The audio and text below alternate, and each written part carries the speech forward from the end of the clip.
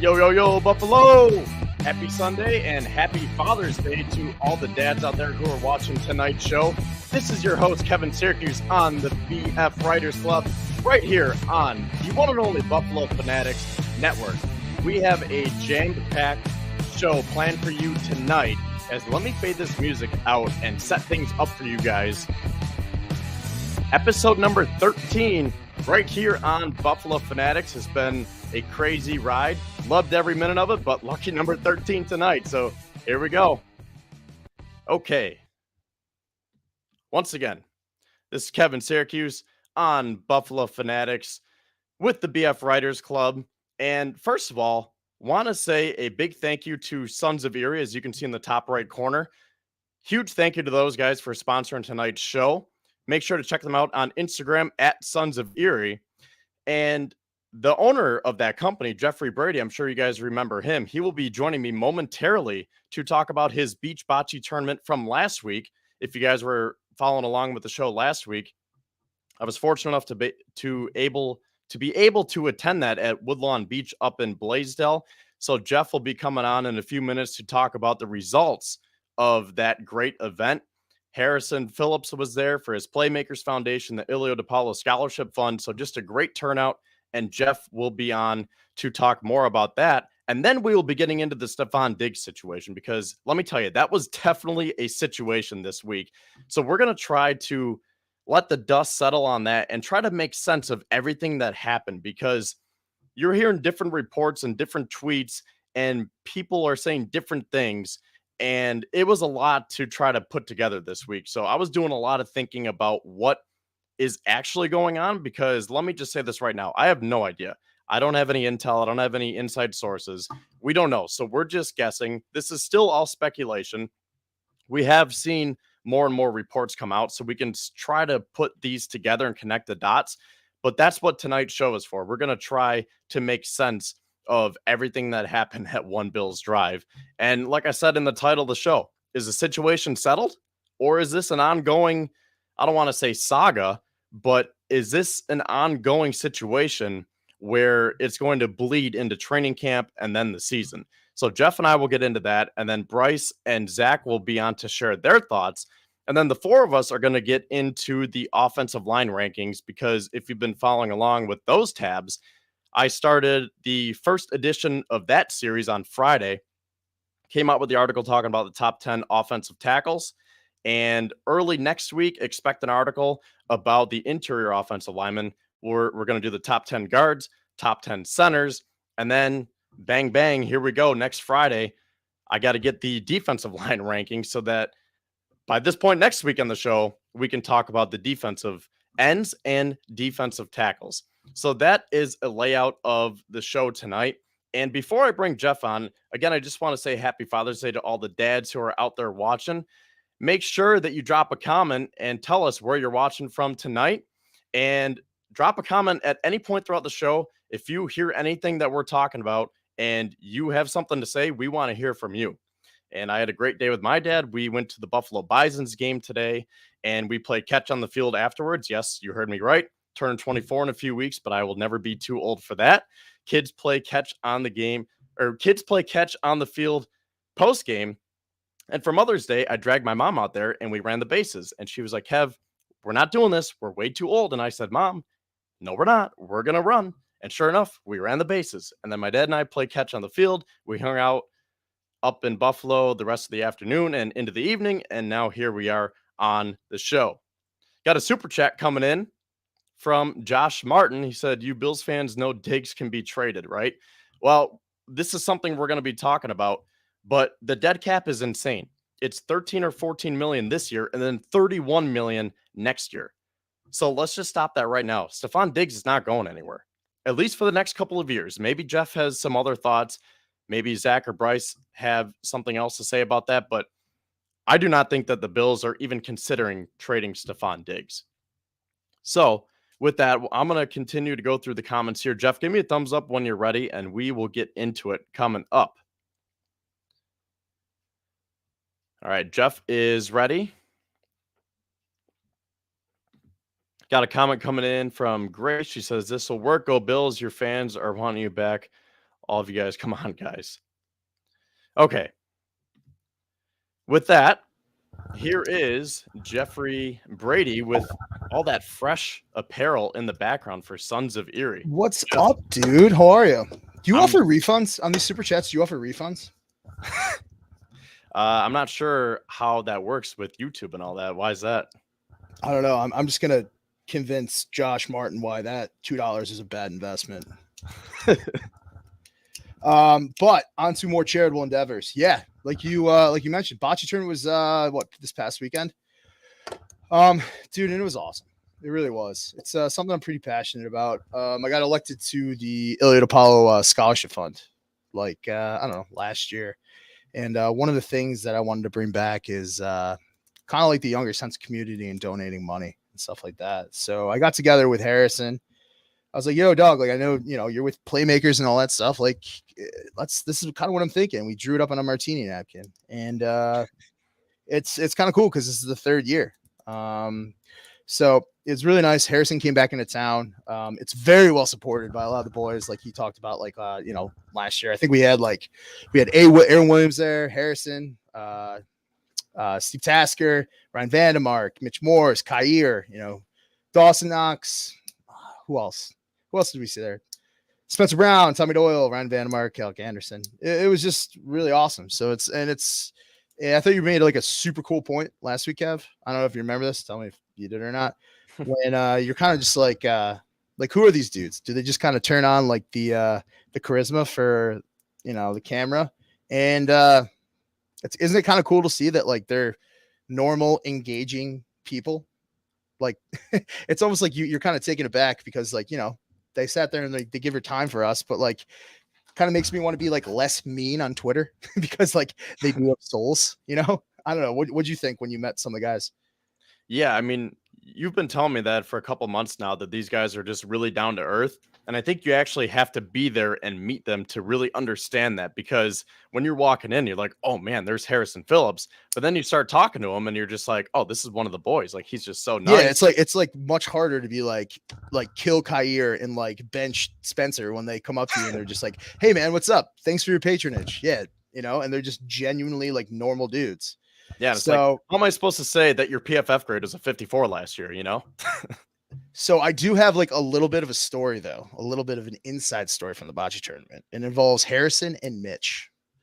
So I was rapping with Harrison for a while, and hopefully he won't kill me for telling this, but I was like, yo, dude, like I've maintained that you caused that fumble in Minnesota or versus Minnesota. Like, you ever talk to Mitch like that? He goes, dude, we kind of got into it over some shots at Tommy Sweeney's wedding the week before. He's like, I'm not going to tell you like, the sum total of like what they agreed upon. He goes, you're not off. I'm like, oh my God.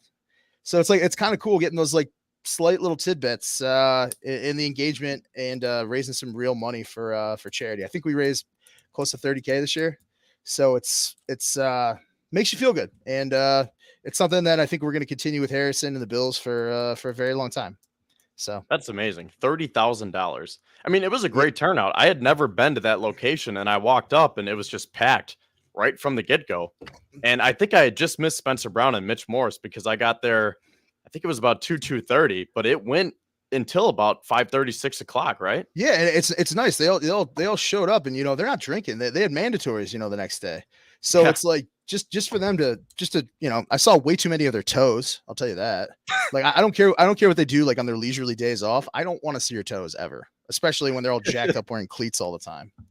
So, but it's cool. Like I really loved it. And then I don't know. It was just like a very fun day, and I do appreciate you coming and kind of like spreading the good word about my Bocce tournament and the Iliad Apollo Scholarship Fund, as well as Harrison Phillips Playmakers. It was a really good day, and I appreciate you for being there.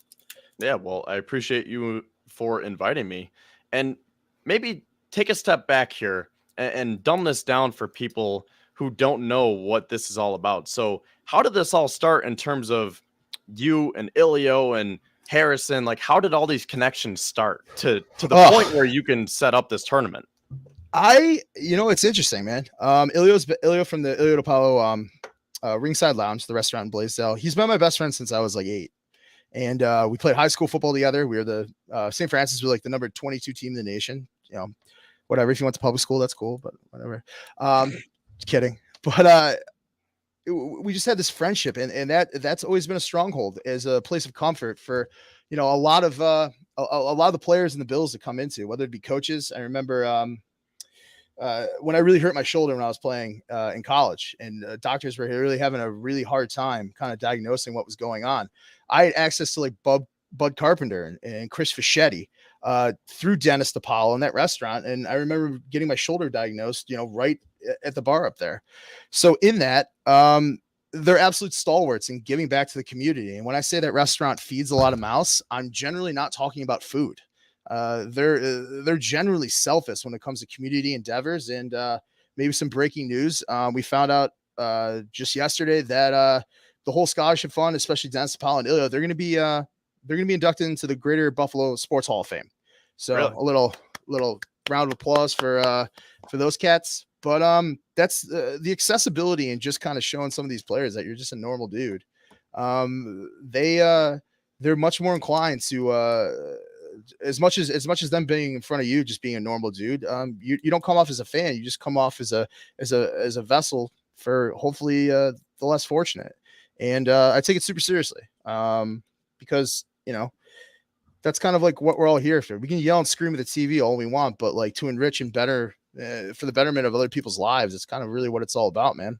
Kind of feel like, with the Writers Club here, it's not about, screaming, yelling about being right. It's kind of hopefully making people better fans, better, hopefully football advocates, and hopefully to connect some people so that these events can keep going on over and over again. So, yeah, right on. Long story short, I eat a lot of pasta. That's why I'm friends with these guys. So, as we all like pasta, right? Yeah, we all like charity.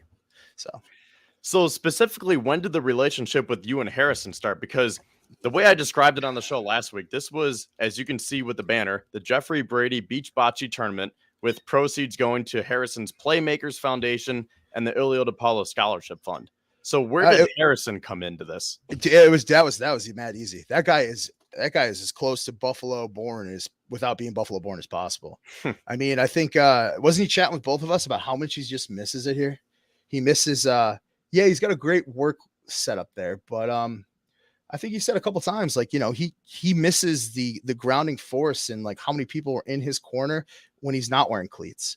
So just through like general interest in banter and just kind of Harrison just being a great dude.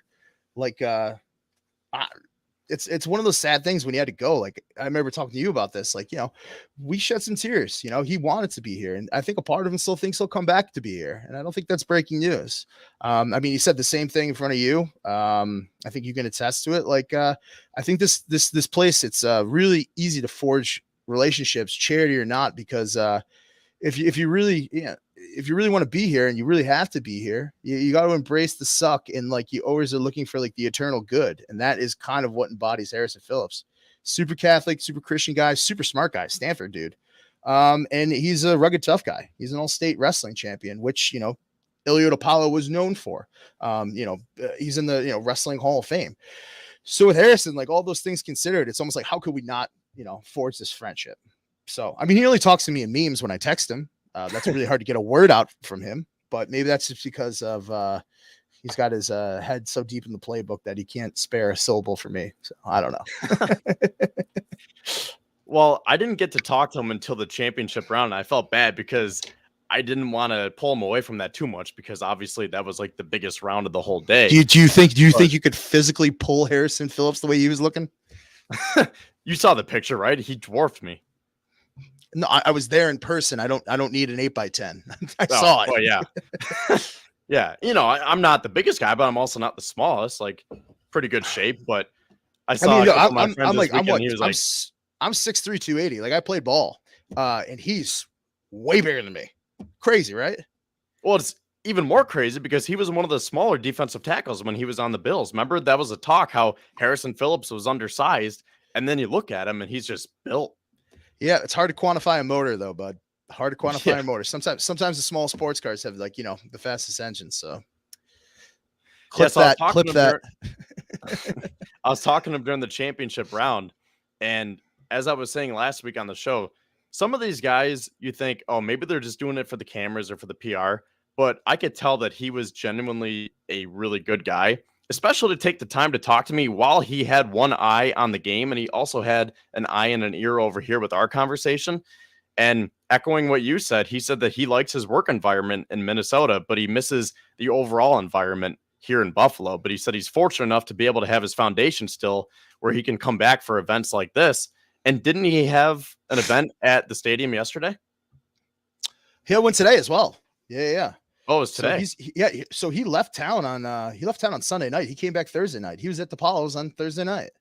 So this guy is like this guy's rooted in the Buffalo community. And man, it was just I still struggle with seeing him go, especially when you have a little bit of what you feel is a personal connection to these guys. So well, another guy that I was able to talk to was Quentin Morris, and that was awesome. The dude, right? Yeah. He was so nice. Yeah, so cool. And maybe it's the Mac in him, the Thursday night Maction in him. Yeah. So I just started talking to him, and I told him about Buffalo Fanatics and the show, and he was like, "Oh, you have a show?" And I was like, "Yeah, you want to come on?" He's like, "Yeah, take my number." And just like that, I got his number. So yeah, hopefully we get Quentin Morris on the Writers Club over the summer, because in parallel with my rankings that I'm going to be coming out with each of the next 10 weeks here, because I'm writing the articles for him, and then we're going to be talking about them with the broadcast version. I'm hoping that the week that I write the tight end rankings, that he can come on the show and talk about them and discuss what he thinks, because we talked a little bit about that, what it's like to have Dalton Kincaid in the mix now, and not to give it all away, but he said he's liking it. And just save for the people, man. Oh, well, that's pretty much it. He said it's going to be good, but we didn't get into how exactly it's going to work. But that'd be really interesting to see if Quentin Morris could come on and help me rank the tight ends, because that's a great talking point right there. Is Dawson Knox a top 10 tight end? I would say it for the show. There you go. And then Kyrie Elam too. Super chill dude. So nice, right? So approachable, so nice. Like, it's just, it's like I said before, it's like much harder to have like a fire from the hip, brash opinion when you kind of like know these cats are like, they're real dudes, It's kind of like you have to exercise yourself a little pause. Not like we did with Diggs this week. Well, we'll get into that in a minute. I want to say one more thing about this tournament. So I'm describing it as the beach bocce tournament. There was also a golf side to this too, correct? There absolutely was. And somebody in this conversation, me, had to pick up a player from the stadium to go to the golf outing the next day. And somebody, i.e. me, might have saw Stefon Diggs at the stadium. So that's where like my tweet came from. And I don't want to rabbit in the hair this like so early.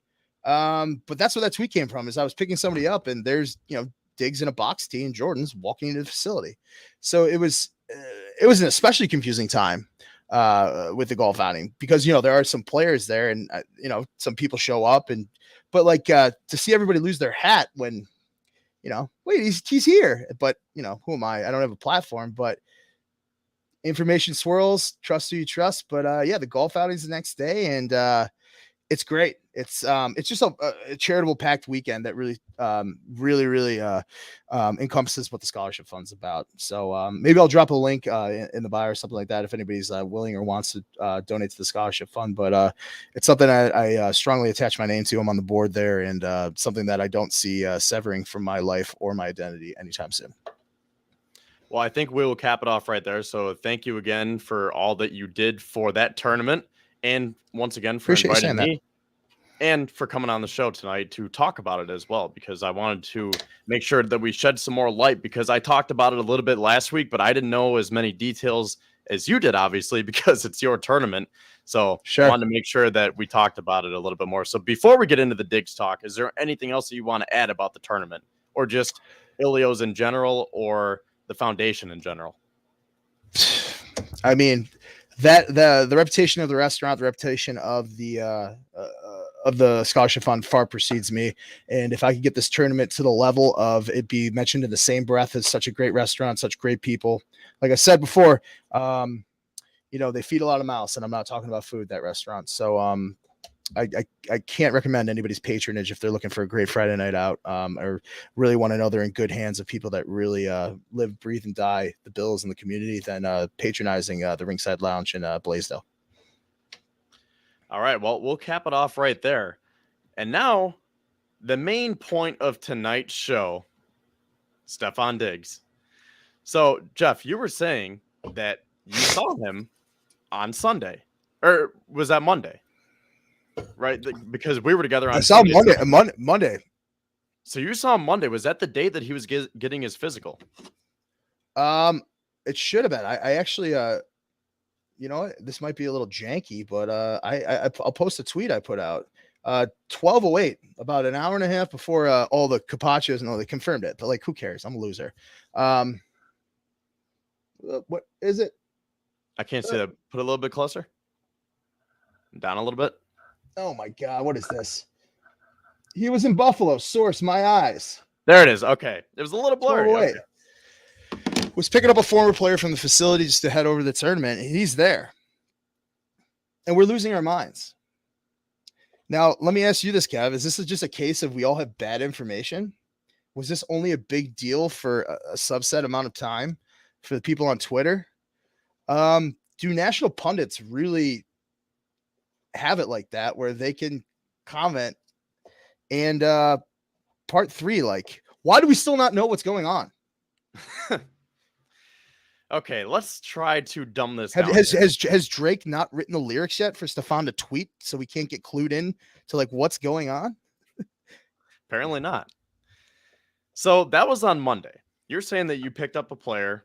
You were at the stadium. You saw Stefon Diggs walking near the facility. You went to the golf tournament. Tuesday morning, we wake up and Sean McDermott's holding his press conference. Now, Tuesday was the first day of mandatory minicamp.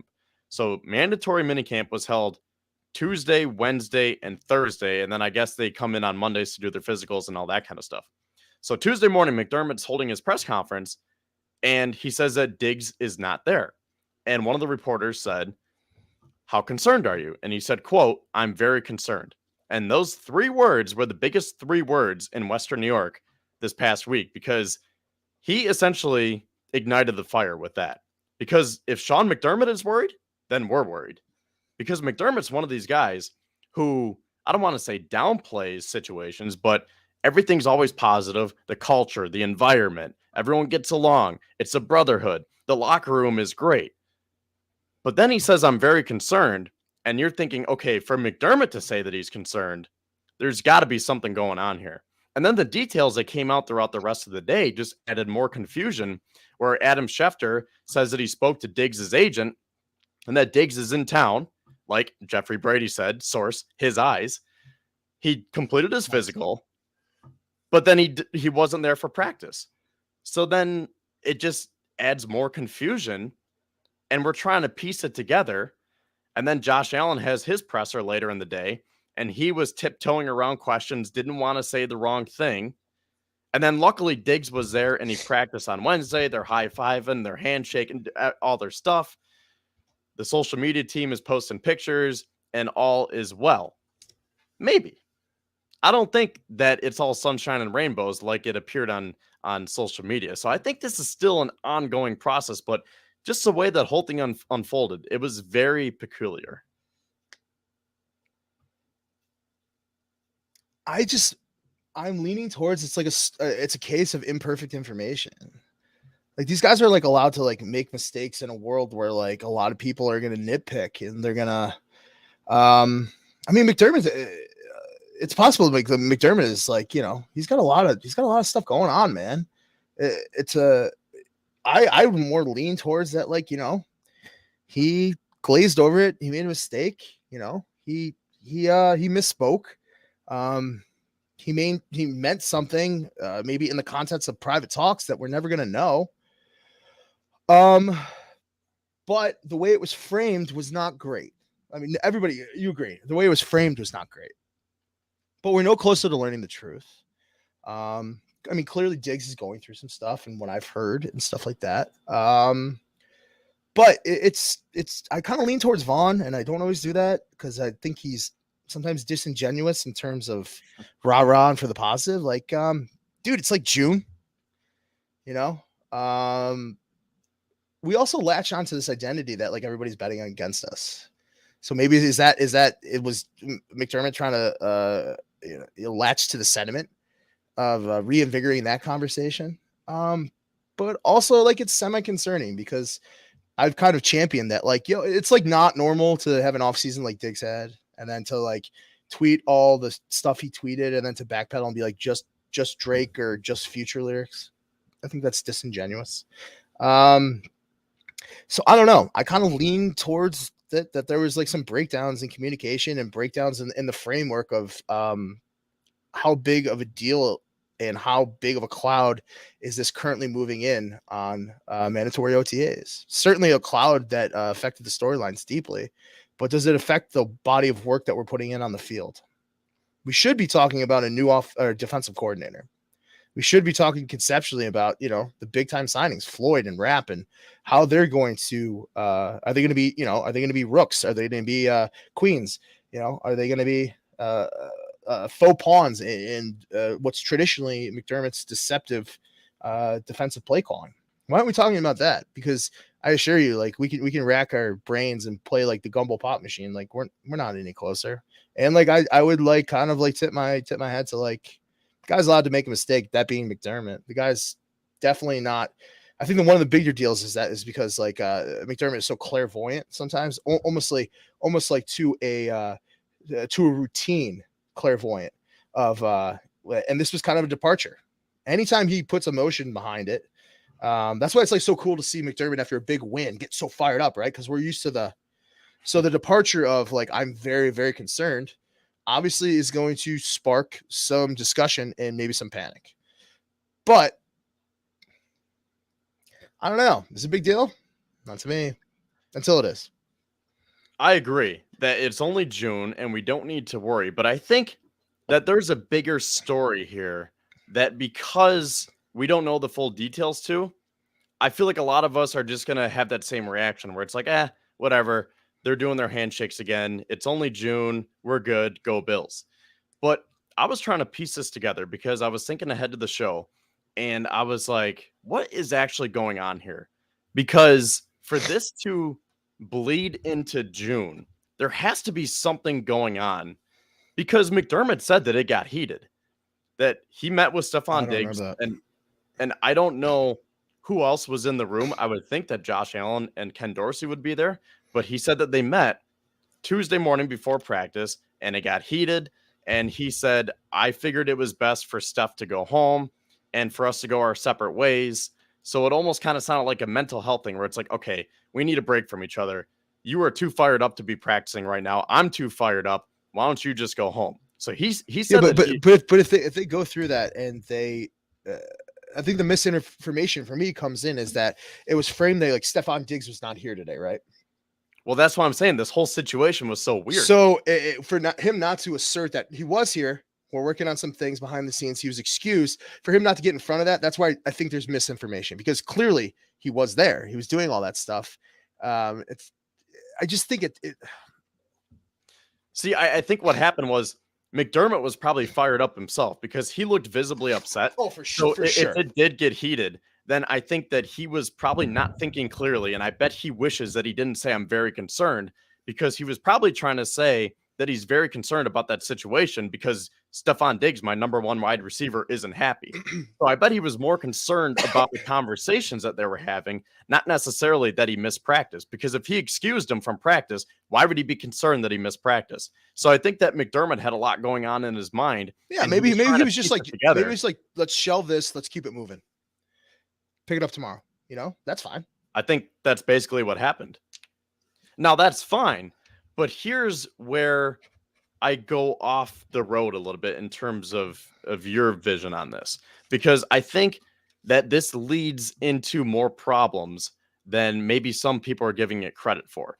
So do you remember when we had that blizzard last year, one of the blizzards, when we had to go to Detroit for that game? And the reason why I say we is because I actually went, because I was going to go in Buffalo and then we had all that snow. So I said, okay, I'm just going to drive the opposite way. I'm going to go to Detroit.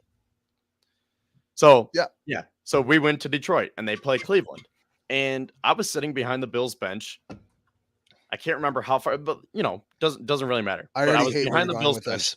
and Diggs did not get one target in the first half. And then do you remember that picture where he was visibly upset and McDermott was whispering in his ear? He had his arm around him and he was trying to calm him down. I do, but like I hate where you're going with this. Continue. Okay, well, that's good, because if we don't agree, that'll make for good conversation. So I'm going back to that because back in February, Diggs went on the Dan Patrick Show, and that was pretty much the only time that Diggs spoke to the media, because he hasn't done any local media sessions in terms of the Buffalo reporters. So the only time that we really got to hear from Diggs, aside from his social media, was when he was on the Dan Patrick Show. Now, I tweeted this. If you want to go back on my Twitter, at Kevin_Syracuse, if you want to see the video. But here's a quote. He said, "I feel like the first 9 weeks we had a formula, like a recipe for winning, and we kind of got away from it on the back end." And then later on, he said, that last series, or that last play versus the Bengals, when he saw frustration, it wasn't necessarily just that play, but those moments built up to it. And then Dan said, "So a culmination of things?" And he said, "Yes." And that was when I narrowed it down. I said, I think this is what Diggs is mad at, because I think it's easy to say Stefon Diggs is a diva and he doesn't want the ball, and he wants the ball. I think that's very easy, and I think that's almost a cop-out answer to say, oh, Diggs is crying because he wants the ball more. But I think what he's trying to say is that, yeah, they won 13 games last year, but they kind of did it in a lucky way, because he even said that. He said, yeah, I know we won, but we were getting lucky down the stretch. And we had that formula in the first half of the season, but then we went away from it. And I'm thinking that he is looking at it through the lens of the fans, where I was shot. All right, let me finish. We'll see if I can get you to change. Go. Keep it moving. Go. I want to hear this. I'm getting mad. So by the end of the season, I was very hard on Ken Dorsey, saying, you did not make life easier for Josh Allen. You made it harder, because all you want to do is throw deep post routes to Gabe Davis. You didn't do anything to simplify the game. There are no crossers, no screens, no any simple play, no slot over the middle. You didn't get Nyheim Hines going. You didn't utilize James Cook. Khalil Shakir had 10 receptions. I mean, the three of those combined for 21 receptions. Hines was acquired to be a special teams player and offense, but he only touched the ball 11 times. So maybe, bless you. Thank you. They didn't utilize their skilled position players, and it just got so vanilla over time. And I think you could look at that and say, well, that's kind of contradicting yourself, because if it was so vanilla, then Diggs would be happy because they're trying to go to him. But I think Diggs, again, is looking at it through that lens, saying, because we were so vanilla, the defenses were teeing off on us to the point where you couldn't complete a 40-yard bomb on 3rd and 2 in the playoffs against the Bengals, because they knew it was coming. So I think Diggs wants them to be more balanced on offense, because that will open up things for him, and then he will get the ball more. And because he's getting the ball more, the Bills are going to win more. So that's how I see it, because they say, well, Stefon Diggs wants to win. No, duh. We all want to win. Stefon Diggs wants the ball. Really? Of course. He's wide receiver 1. He's definitely going to want the ball. But I think that I'm trying to take a deeper perspective here and say Diggs wants the ball because he sees that this offense was not functioning properly, and they fell off towards the end of the year. And do I agree with how he went about it? No. But maybe he said, I have to go into this office and have a heated discussion, because maybe I need my voice to be heard. Because that's something else that I was saying, that it seems like the Bills are almost cocky in the way that Ken Dorsey was saying, we're going to play smart, we're going to play smart, not conservative, which means go be aggressive, Josh, and don't take any of the easy options. Just go deep, because we're the Buffalo Bills. And I feel like Diggs said, hold up, I need to be heard in here, because this isn't just Josh Allen and Ken Dorsey. So that's how I see it. Go ahead. Well, I mean, we've been told it was not a football related issue, right? Or was it? because Josh Or was said it? non-football. But then later on, he said, well, I think Josh. Okay, I'll make it very, very quick because like I don't want to exhaust this. I think starting even when Dorsey was appointed, that was Josh's pick, right? yeah, I've said this before. Why was Tanner Gentry on the roster all last year? Josh. Josh's boy. Josh has a ton of autonomy, right? In that Bengals game, I can tell you just from playing high level football and being cut from high level teams for not being a high level player. There was a lot of cowboy ball out of Josh just from the line of scrimmage. Yeah, late in that third quarter with the Bengals, like you saw us exclusively in certain personnel sets and certain motion downsides that like you could tell Josh is calling the ball from the line of scrimmage. I think what is so interesting about Ken Dorsey being the offensive coordinator is that it was Josh's pick. I think Josh knew that he would get the most autonomy, almost like a K-gun error, out of his handpicked coordinator. I also question who is the guy that's, what is the hierarchy of Josh? Like, name one person that can stand up to Josh on that team. I'd say Vaughn or Micah's not playing, maybe poor. Like Vaughn or Diggs. But should they have to? Who's going to rein in Josh? Where's the accountability in that? We're going to stick to this game plan, which you mentioned. We're going to stick to this game plan that worked. I definitely saw a lot of outlaw cowboy ball in the end. I'm not smart enough. I don't know. Are we built into checkdowns and hot routes and bunch motion sets to? Is that all in there? Yes, maybe. I don't know. I'm not smart enough, but I think this might have to do with setting a standard of hierarchy of who reports to who and like how are we going to get this thing back on track where it's an all-inclusive game plan where everybody's on the same page, where it's just not the deaf leading the blind when it's not working, because there's a certain type of desperation into later in the season where those games get harder and harder and harder. And with Josh, we do know that he has the propensity to play some cowboy ball. Maybe Diggs is worrying about have we ran out of options because this is his handpicked coordinator of reining that in. Maybe he just wants to be heard. Maybe he wants certain systems put in place to know that there's not going to be a 50-point delta on the game plan or a standard deviation from the. But then again, like, I don't know, and we never will know. So I don't think we should rack our brains on it. Well, I know I made the case where it was sounding like Diggs is mad at Dorsey, and that's true to a point, but I was trying to make the point that I don't think that there's one specific someone or something that Diggs is mad at. I think he's looking at I was told by everything and someone close to the team that it was not about Dorsey. Okay. That's But all I'll say. I still think candid. Okay. But in terms of what I'm trying to get at here, for me at least, it seems like he's mad at everything, where you could say Ken Dorsey needs to improve his play calling. Like you said, Josh shouldn't play as much cowboy ball anymore, shouldn't be that hero ball as much as he was. And I think Diggs looked at that and said, I need to be heard. Why does Josh have all the autonomy and I'm getting faded out in the wash, maybe?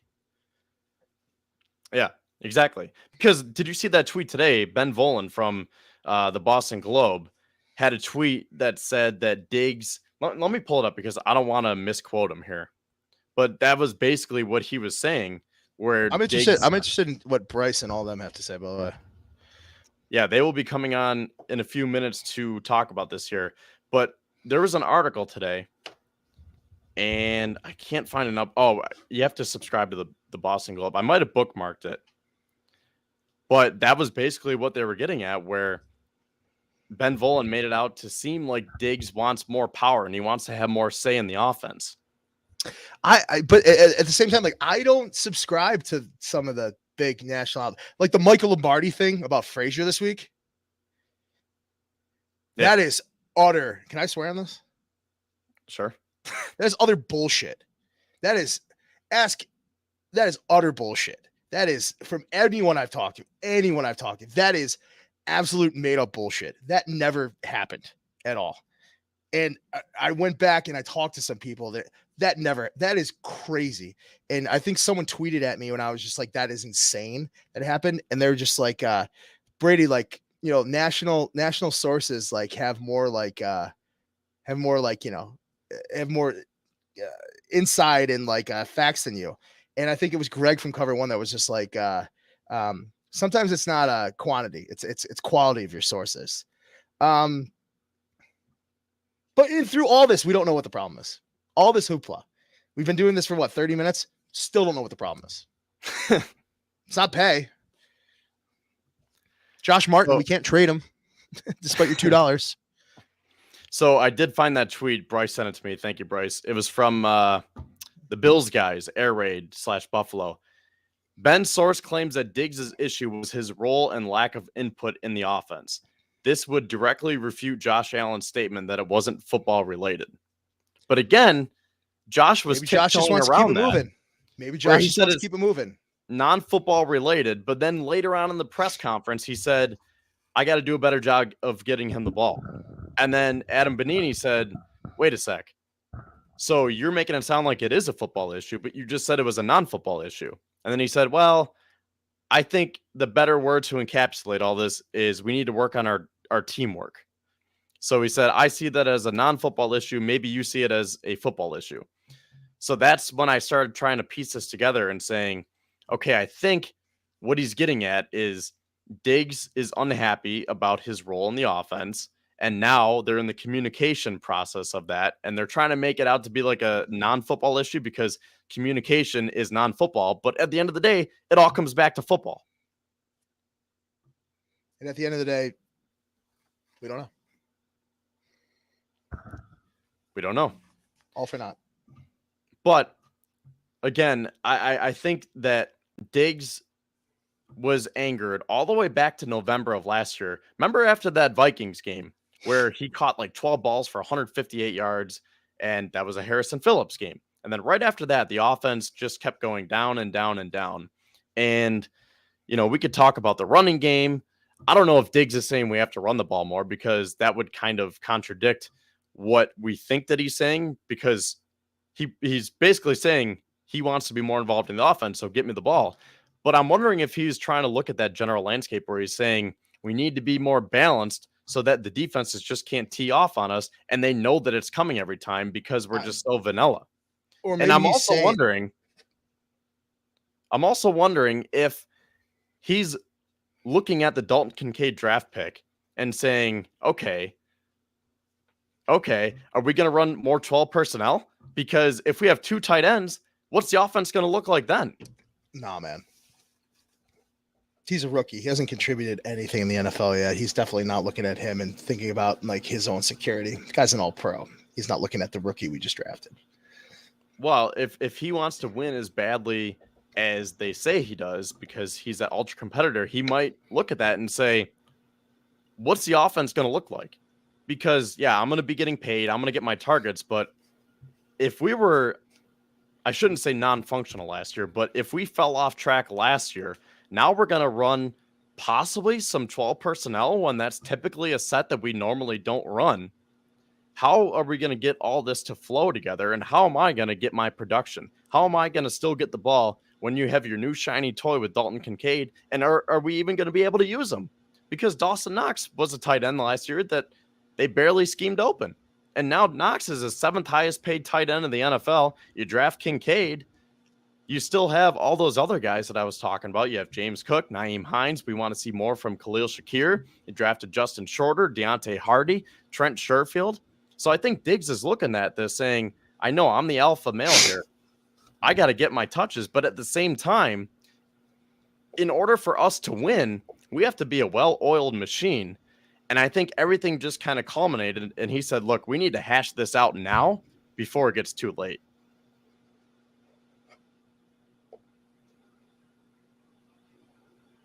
We'll never know. I'm serious. Too many Yeah. important things that are make us good or great. And I think if they're consummate professionals and everything they've been to us for as long as they've been to us, they'll sort it out. And if not, they won't win. And they know that. And they both want to win. So sort it out or don't. Win or not. That's where I'm at. Well, we have 6 weeks to talk about it because then they're going to go to training camp and they'll probably act like everything is sunshine and rainbows from here on out. Everything's peachy, but there might be some more heated discussions, especially when we get in the dog days of summer. When they're out at training camp, it's going to be boiling hot. I bet there's going to be a lot of discussions coming up, and that's why I titled the show the way I did tonight. Is this situation settled? Because I don't think it is. I don't think it's one of those.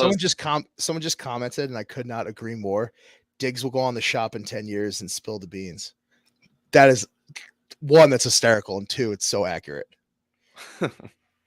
Well, that's one of those things about Stefon Diggs that he's very candid, and I'm waiting for him to just come out and say, "Here's how I feel." But I feel like he's not going to.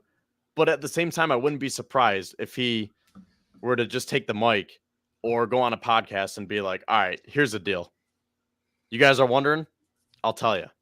Or I could see it from the other way where he's just going to post more cryptic tweets until we get to training. Yeah, I think he's just going to probably post more Drake lyrics. That's more on brand. Well, what about DeAndre Hopkins? Is he going to post more Drake lyrics too? Let's not go through that rigmarole. DeAndre Hopkins doesn't make us better, and if we can't get him for the price that fits our ethos of what got us here to this point, that we're like arguing about how good we are at 13 and whatever, hard pass. All right. Well, with that, we are almost 50 minutes into tonight's show. Want to thank you guys for tuning into the BF Writers Club here. Kevin Syracuse with you, along with Jeffrey Brady, the owner of Sons of Erie, the sponsor of tonight's show. Got about 75 people in this room right now. Maybe we have some more people watching on Facebook or Twitter or Twitch even. We stream on Twitch, but no matter where you're watching from, we appreciate all of you guys. Make sure to smash that like and subscribe button. Kev, am I allowed to go pee? Sure. Yeah. Sick. I'm about to bring Zach and Bryce on. So if you want to use that time, okay, there you go. He's gone. So Zach and Bryce, I'm going to bring you guys on right now, and I want to get your thoughts about this Diggs situation.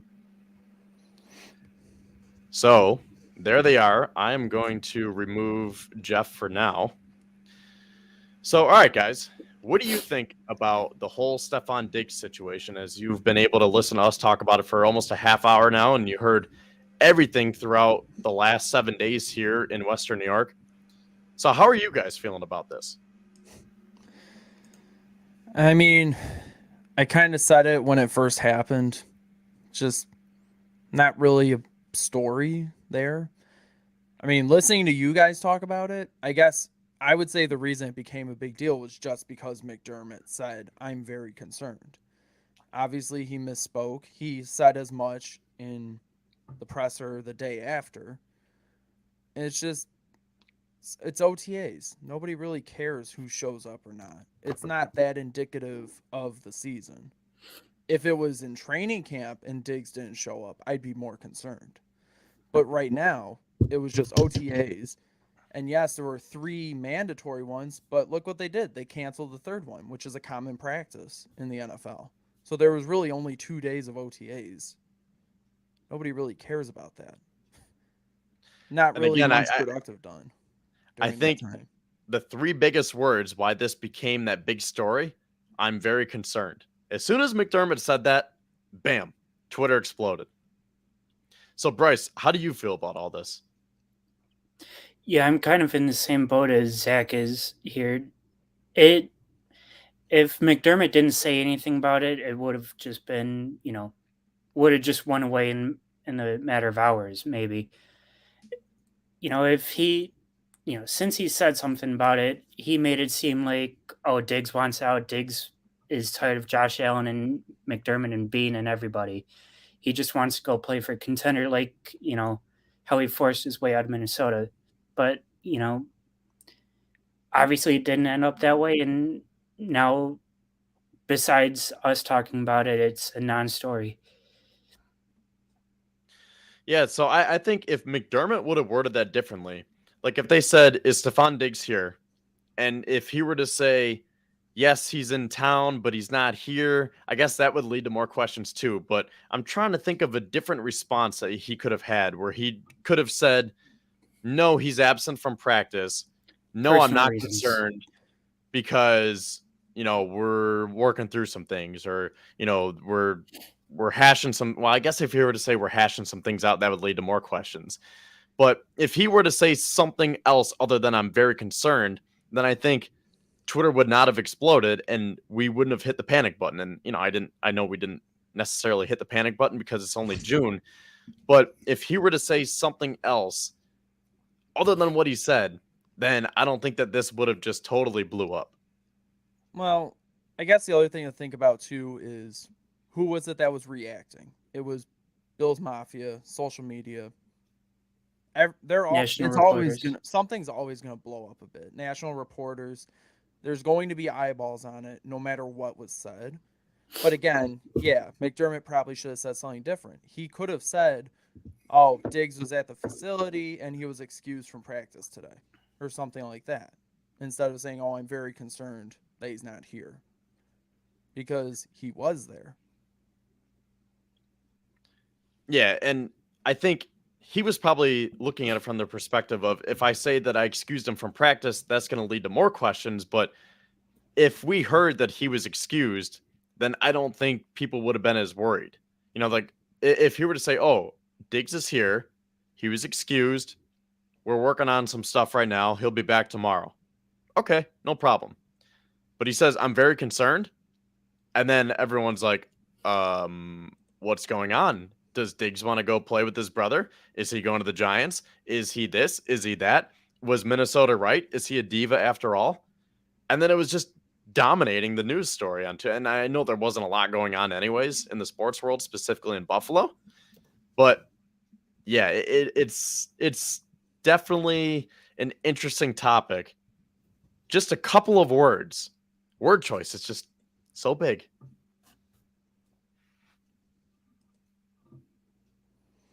Yeah, anyways, Alright. it's old news. It's blown over. So who cares anymore? Well, I see Jeff Yeah. is back. Jeff, are you ready to come back on? Okay, so now we got the 4-person panel here. I think this is the first time the four of us have talked together on here, correct? Or did we talk that one time when Jeff came on? Zach was in Florida, I think. Oh, that's And right. I was That's on right. vacation. Yeah. So it's just us three before. That's right. Yep. Okay, so now that we have the 4 of us on here, Jeff, I'm not sure if you heard any of that, but basically Unfortunately. Zach and Bryce were saying that this ballooned into a big story when it didn't Can y'all happen. hear me? Yeah. Yeah. Cool. So I think you guys are pretty much all on the same page, right? That this really didn't need to be that big of a story. It's not that big of a deal. It's only June 18th. Yeah, and obviously it has to be talked about, but we're probably not aiding to the story either by continuing this.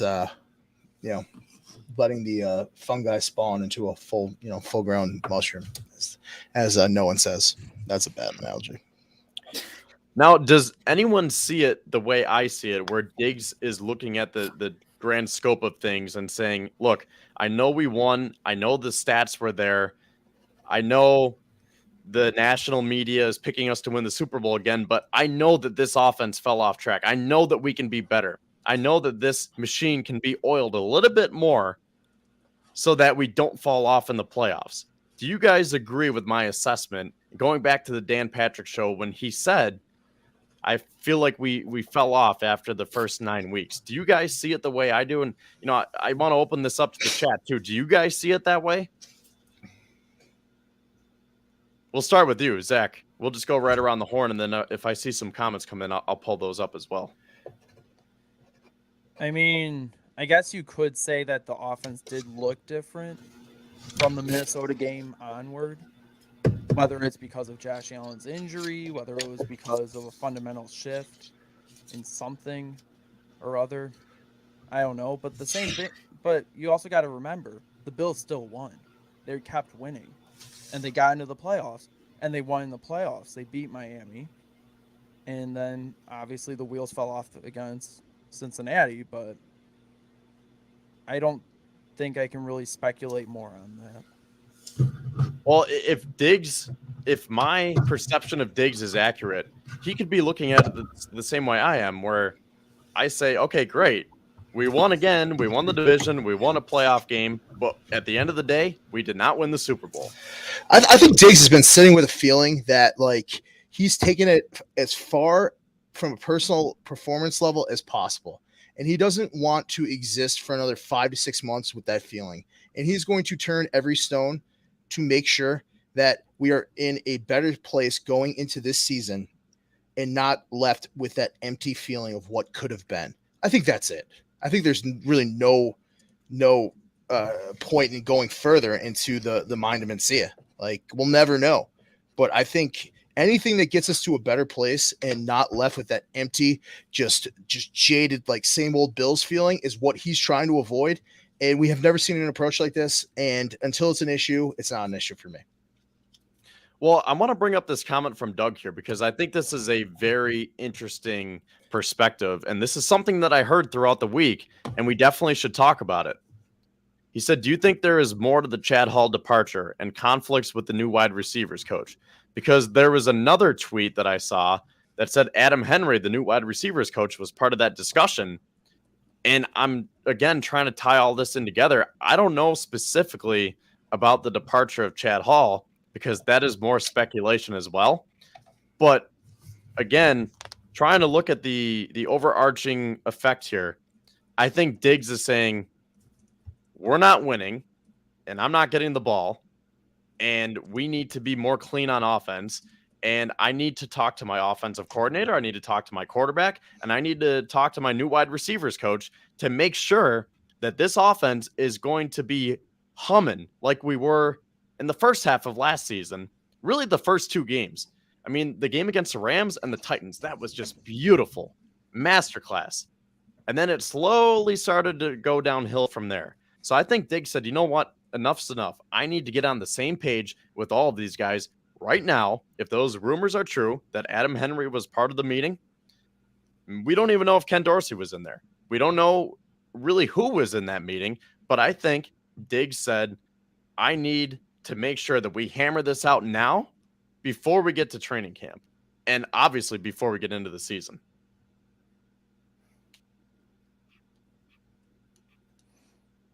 I mean, I guess that's fair. I mean, you'd rather air everything out in June than during the season. But on the same token, I think we should probably move on as well.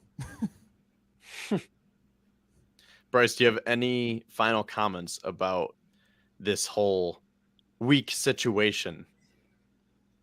Yeah, I mean, I think it's more to do with a lot of his, personal accolades. Like, he didn't get the ball enough or, really at all in the Bengals game when he could have, helped us maybe win or stay in that game and make it closer than what it was. Or, earlier in the season when we were in Detroit, he was kind of a non-factor still. So there's just a lot of times where Allen, I don't know if it's Allen or Dorsey that likes to go away from him a little bit, but I think he's just tired of that and wants to be, that X factor on this team. Yeah, see, and that's why I think it goes further than the stats, because the numbers show Diggs is the alpha on the team. He gets the ball, he gets the targets, he gets the receptions, but they don't necessarily go to him in the big moments. Like the Bengals game, 4th down, and the game was pretty much out of hand by then, but that was our last shot for the whole season. And Allen went to Gabe Davis. And I think that's where Diggs is saying, go to me in that situation. If I'm one-on-one, I'm going to get open. All you have to do is get the ball there, and I will make sure that I'm going to come down and grab it. Jeff, it looked like you wanted to say something. No, I am exhausted by this. Not by the conversation that threw you. It's just I don't want to talk about Diggs anymore. And I think that's kind of where the fan base is at too. Like there's no stone or opinion that I haven't heard or I can't go over. This comment, I mean, this chat though, it's kind of popping off. I'm kind of reading it and I like it. Elam's only good comments every week. Yeah, dude. Could we spend some time on some of these? Just like a little rapid fire? Yeah, I mean, that means we're gonna have to talk about Diggs more. And you guys said no, we're not. No. I like this. Elam is a man cover corner, and McDermott has no idea how to use him. Okay, that's interesting. I think that was a couple minutes ago, right? Let me pull that up here. Yeah, Oh, from Mike. yeah. I think Man that's cover corner. pretty fair assessment because, going back to the draft, I didn't really agree with it because we play 95% zone defense. Yeah, but what's a man cover corner? He can do both, right? Yeah, I mean, like, go boys, let's be smarter than this. This is the NFL. There's no such thing as a man cover corner. Like, you have to play everything. You have to play force. You have to play too high. You have to be able to rotate the shell. You have to be able to disguise things like an implement robber. You have to slide if we're gonna play man under. You have to be able to play bail. To say that Elam's a man cover corner, okay. Well, here's a little tidbit about Elam, and now Kev, you know him now. He begged to play more last year. He had a very devastatingly high ankle sprain, and that's directly from other people. We didn't see him not because of lack of implementation, or it was just health. You protect if you're going to draft someone that high, you protect your assets. We're not going to see a Sauce Gardner all the time. In terms of production in your rookie year, you product if something's severely wrong, as I know it was with like his high ankle. We haven't seen the full picture of Kyer.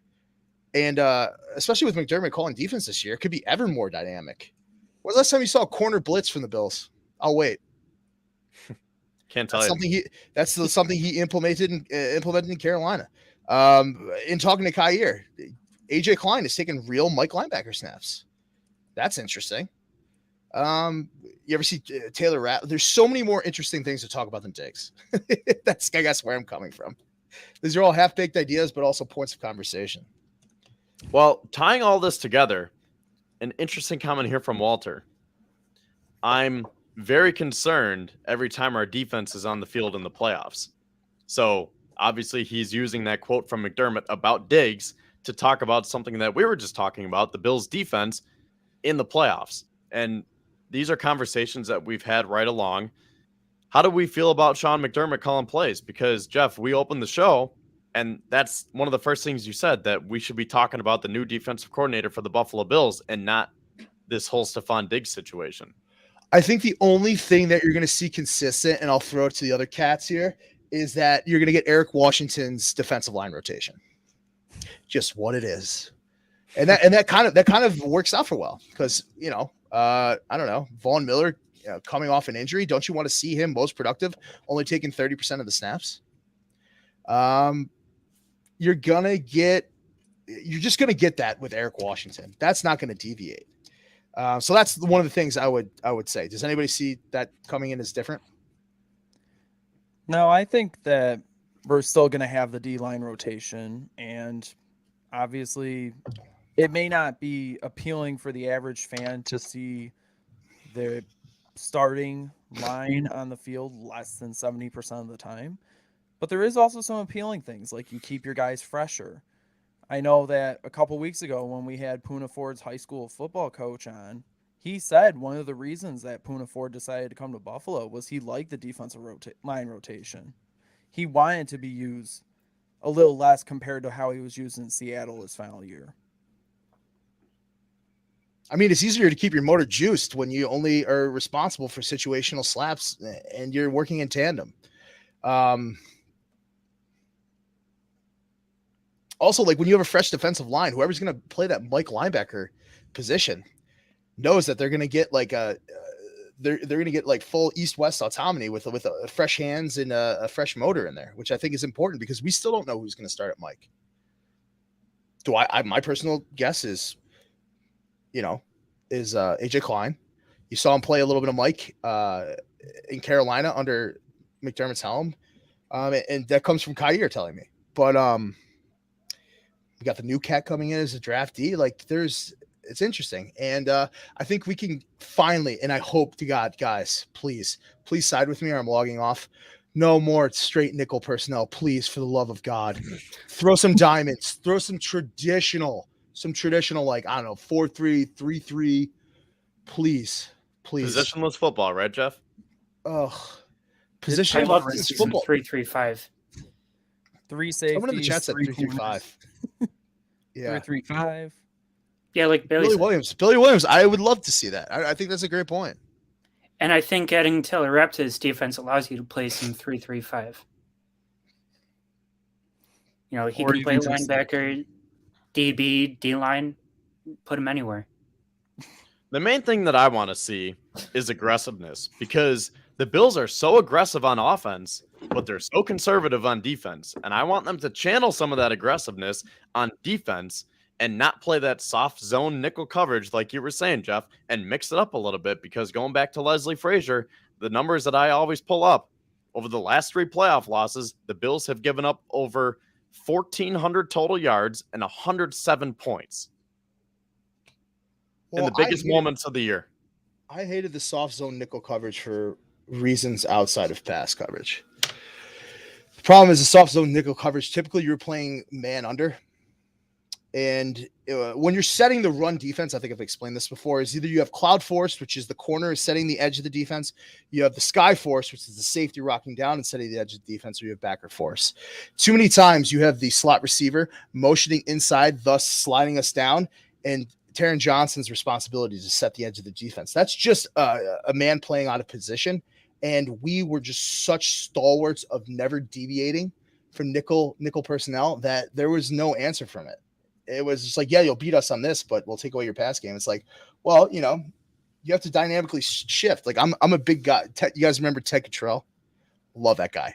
You know, he's still coaching. He's like the DC, I don't know, the DC Defenders and New Jersey Generals, like head coach. And he was just like, in some of those years, you could ask Biscuit Bennett to rock down and play like a little bit of safety-esque dime, like hybrid, or you could ask Kelsey, all these guys. Like when you say positionless football, God, I hope we're trending that way.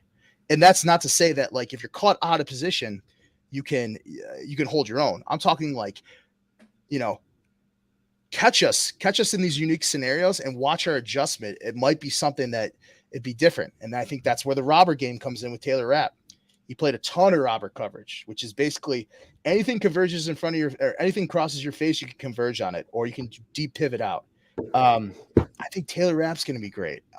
I just think this defense, it has the propensity to be something completely different. And I pray to God it does, because the predictability was an unnecessary weakness of our season last year. Like I said, over 1,400 yards and 107 points is not going to cut it. So I don't care what they do, but be more aggressive and don't fall apart in the biggest moments of the year. The moves they've made this offseason lead to them having more aggressive defense too. You know, adding Taylor Rapp, adding, you know, countless people on defensive line, multiple pass rushers, D-tackle, everything. They're setting themselves up to be able to play more aggressively on defense this year than they have with Leslie Frazier. Well, going back to what I was talking about on last week's show, the moves that Brandon Beane has made since the draft have boosted my confidence so much. When you sign a guy like Leonard Floyd, Poona Ford, Cameron Dantzler, let's not forget about him. And then going over to the offensive side, Brandon Shell and Latavius Murray. But specifically on the defense here, Leonard Floyd, Poona Ford, and Cameron Dantzler, those are 3 really, really good post-draft signings. Spicy, right? Yeah. I think Floyd coming off his 29.5 sack. Zach, Death Taxes D-line rotation. That might be my new Twitter bio. So I know we moved on from the Diggs talk here, but people are talking about it more in the chat. And let me pull up the comment here, because someone was asking if we think, yeah, here it is. What are the chances that this Diggs drama pops up again later this year? I will kill you. Not if he's getting the football. And that's the point that I was trying to make, where I think it goes deeper than just, hey, we have a problem. Diggs didn't show up to practice. Oh, now he's here at practice. Cool. I'll give you a handshake. We're all good to go. I think for everything that I laid out, if this isn't coming together, then we might see more of these situations pop up where he's going to what's the word that I want to use here? I don't want to call him a diva. I don't want to say that he's going to have an attitude, but I think he's definitely going to let his voice be heard. I'll say it like that, because if they're not balanced on offense, if they're not looking for Diggs in the big moments, if the two tight end look, the 12 personnel isn't working the way they wanted to, if Ken Dorsey didn't learn anything from last year, if Josh is trying to do too much himself, then I think we're going to see moments like this pop up again. Would you guys agree?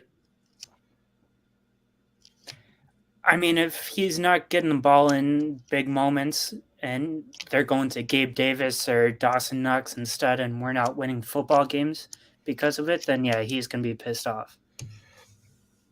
And like I said, I think over the summer, we're probably not going to hear too much of this because arguments happen during training camp and they'll probably talk and they're going to go through some things. They're going to hash some things out. But I don't think that this will become public again until the season starts and we start to see it on the field and we start to see it unfold where maybe, if they don't look for Diggs in the big moment or the offense just isn't clicking, then he's going to say, hey, I tried having this conversation with you months ago and you guys haven't learned anything. What are we doing?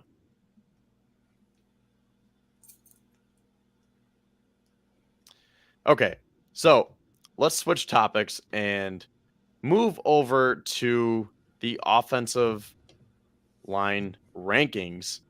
And I started with doing the tackles this week. And like I said, we're going to be getting into the guards and the centers coming up here. Let me remove this comment here. And again, keep your comments coming because if you guys still want to talk about the Diggs situation or anything that we already talked about with the defense, we're here for it. We're going to take your calls and requests.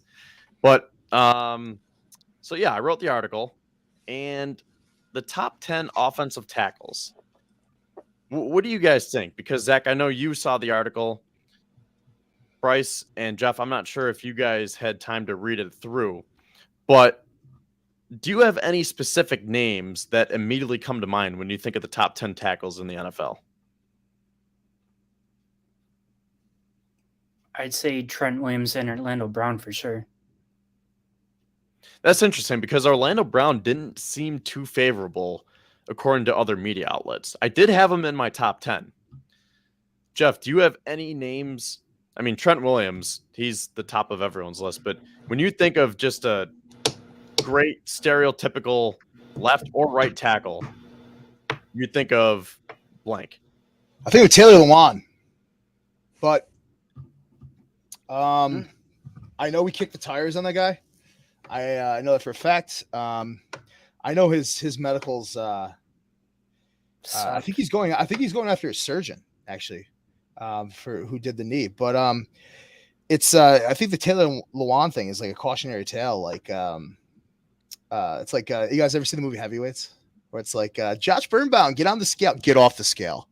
It's like you only have utility until you don't. And it's a fickle game. I think we're fortunate enough to have Dion for as long as we have. He's kind of a stalwart there, and that should not be forgotten. I mean, continuity in your defensive line, like who you're running Deuce with or Trey, or you're running 7 take with.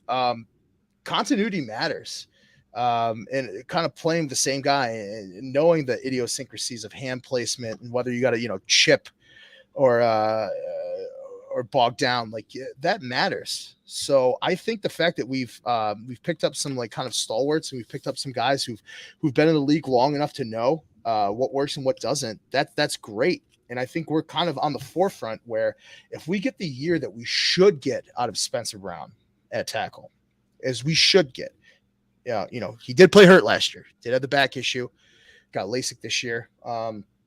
Looks good. Kev, you can attest to that. We should be pretty well set. I mean, we've invested. Cyrus Torrance, in talking to Kyer, he thinks that guy's a dog. He played with him at Florida. So I don't know. Are we gonna be able to talk about Dion as one of the greats? I don't know. Is he gonna show up in shape? Can any of you guys sit here and tell me that Dion looked like he was really doing it? And I'm not saying that's a lack of effort. Long COVID's a thing, but I don't know. I think we're going to get an exemplary year out of Spencer, hopefully. And I think Dion's going to do his thing, if not do better. But then again, I loved Feliciano at every position as long as he was on the field, and that was wrong. So, Well, going to Deion Dawkins, I mean, he's a bigger guy in general. So I don't really know how to judge that because I don't know if he's, 10, 20 pounds overweight, like if they want him to slim down or maybe they want him that size. I don't have a problem with Dawkins. I'll say this right now. I do not have him in my top 10. I think he's probably top 20, somewhere in that range. I think he's solid, but I don't think he's in that upper echelon. I don't think he's in that top tier of tackles.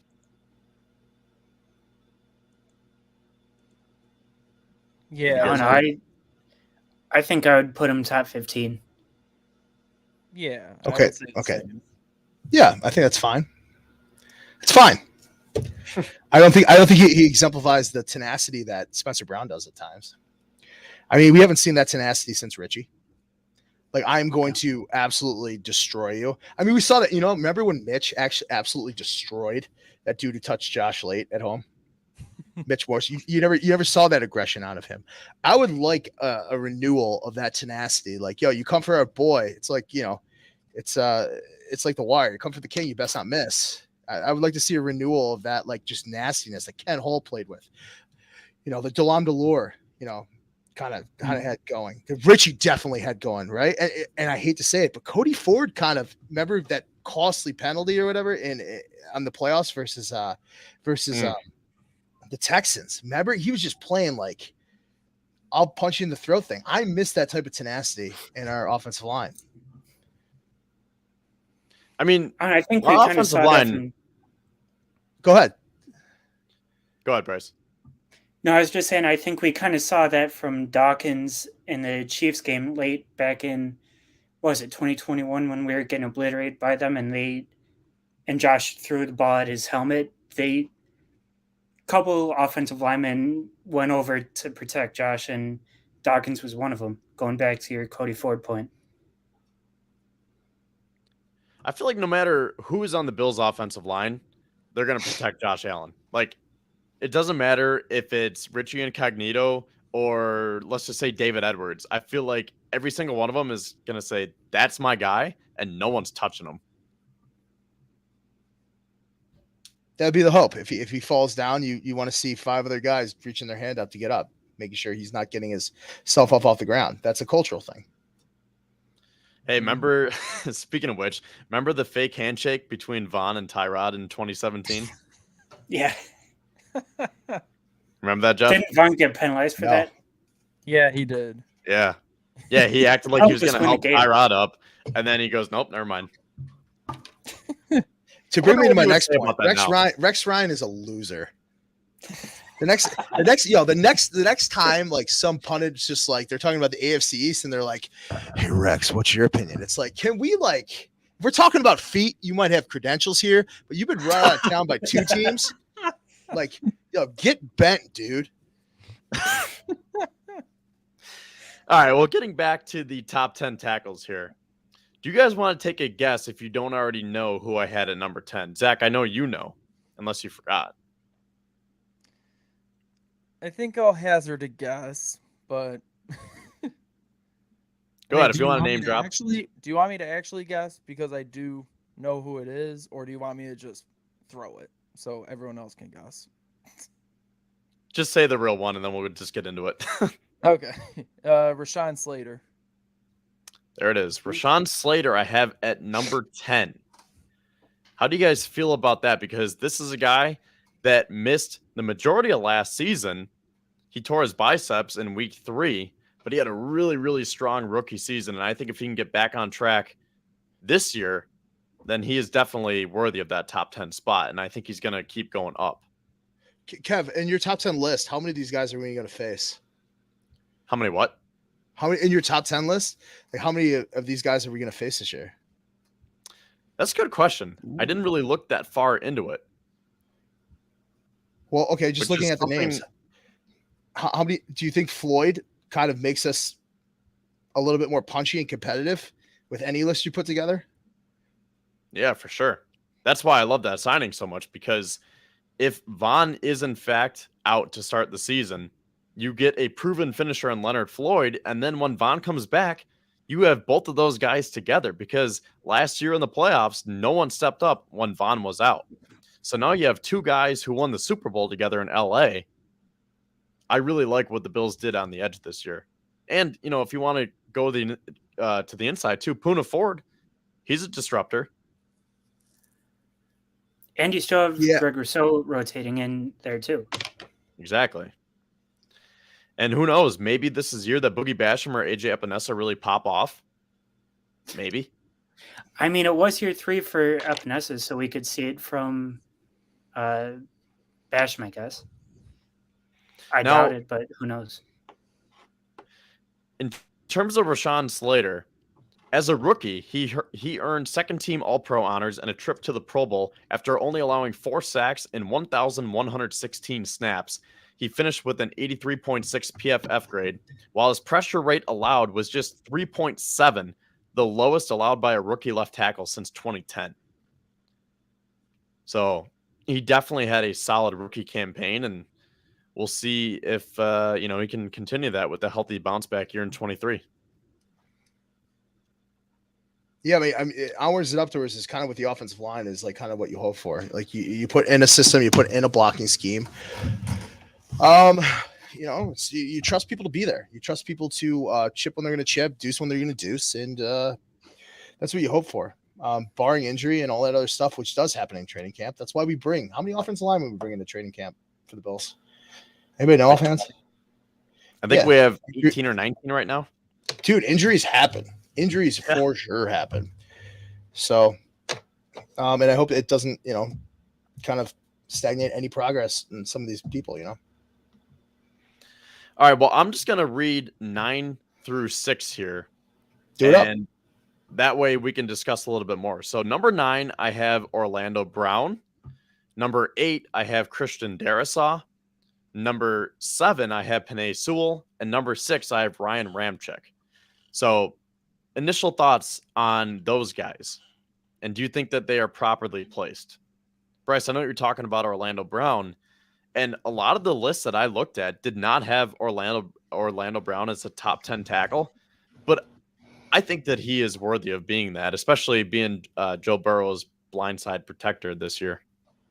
Oh, for sure. He definitely is. And I think you saw just how, great he is and he can be when, he was obviously with Baltimore and KC. No matter where you put him on the offensive line, left or right tackle, he's going to show up and, perform for you week after week. Zach or Jeff, you guys have any thoughts about Orlando Brown or any of the properly other rated?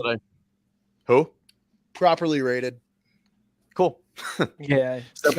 Properly rated. So let's see if I can find some stats on these guys.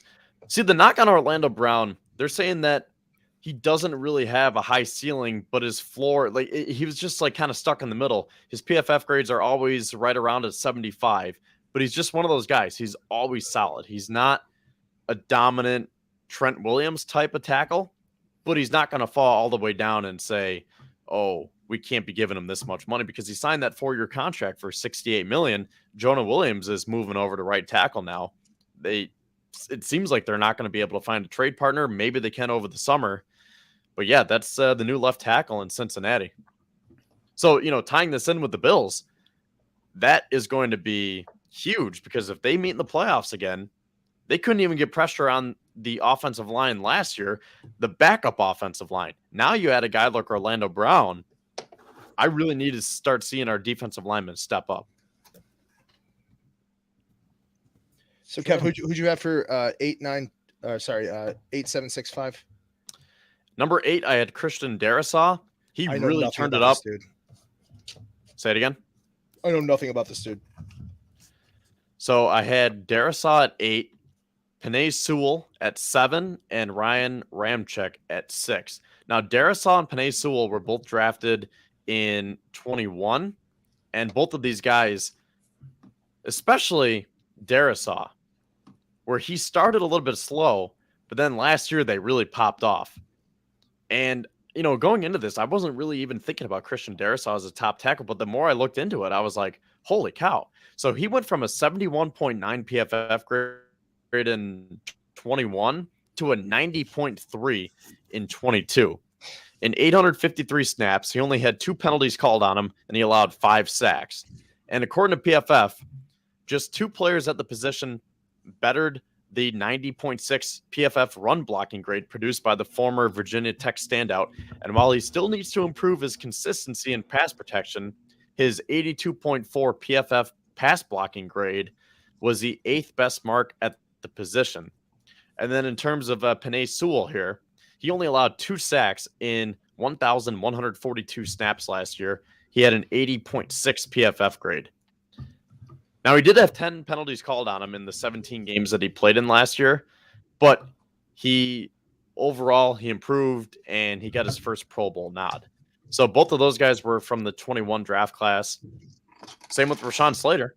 And, it seems like there are a lot of promising young tackles that maybe people don't really know of a lot because, again, I was looking into this and then I was like, holy cow. And then the guy that I have at number 5 was like the biggest surprise, but we'll get to him in a sec.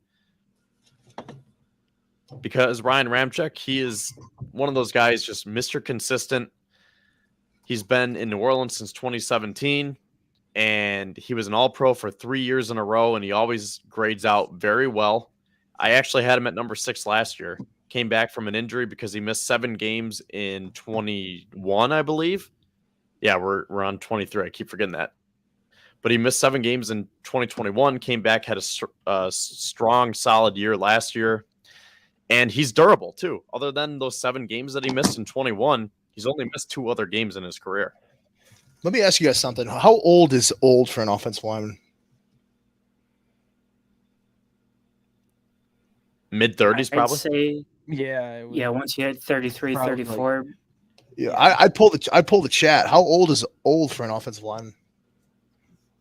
When does inherent durability come in just from, being an older cat? Jason Peters. Okay. Yeah. That's old. I mean, Tyron Smith with Dallas. Who's a cat for the Rams? Oh, Whitworth? You talking Whitworth, Whitworth? yeah. Retired Yeah. a couple years ago. Yeah. Could have been my grandfather. Now, Bryce, you brought up Tyron Smith, and I'm glad you did because I left him, David Bakhtiari, Ronnie Stanley, and one other veteran off of this list where I just couldn't properly rank them because they can never stay healthy, and they're starting to get old. It was, Teron Armstead, because I had a Dolphins fan saying, how can you not put Armstead in the top 10, even top 5? And I said, I just can't properly put a number on them because in the last 3 years, Tyron Smith has missed 33 games. Ronnie Stanley has missed 32, Bakhtiari 26, and Armstead 15. So, I mean, these guys have missed way more time than they've been on the field for. So, I mean, like, how do you put a number on that? Yeah, I mean, you don't. Armstead is a top 10 tackle, but he can't stay on the field enough to prove it. Same with Bakhtiari. He missed, all of last year, I think, and most of the year before with injury. He's an all-pro tackle, but like everyone else, just can't stay on the field. Yeah. Yeah, and that's part of the reason why some of these lists fluctuate so much from year to year. It's like who's healthy what year. That's also why you bring in 20 old linemen to the camp. Yeah. Need all the depth you can get, right? Oh, yeah. Okay, so 5 through 1 now. So at number 5, I had Andrew Thomas. Number 4, Laramie Tunsil. Number 3, Tristan Wirfs. Number 2, Lane Johnson. And then number 1, Trent Williams. And again, the one that really stood out to me the most was Andrew Thomas because I was like, wait, was this the same guy that just stunk it up when he was first drafted?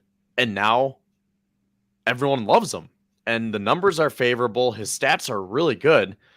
And I was like, holy cow, I did not realize that this guy just totally turned his career around because he was drafted 4th overall back in 20. Was it 2020? I think it was. Laremy Tunsil probably would have been drafted top 5. It wasn't for the pot gas mask that was released. Yeah. Right? That's fair. Yeah, he would have. He was the best offensive tackle we've seen in decades back at that time. So Andrew Thomas, in 1,049 snaps last year, he only allowed 3 sacks and had 2 penalties called on him, and he recorded a PFF grade of 89.1. His rookie year, he allowed 10 sacks and finished with a 62.4 PFF grade. So he just totally shifted his career around. Here's a question. Does this mean Bobby Johnson gets credit for that? That's right. Yeah, he was with Bobby Johnson last year. I mean, I think you have to give him. Goes to him.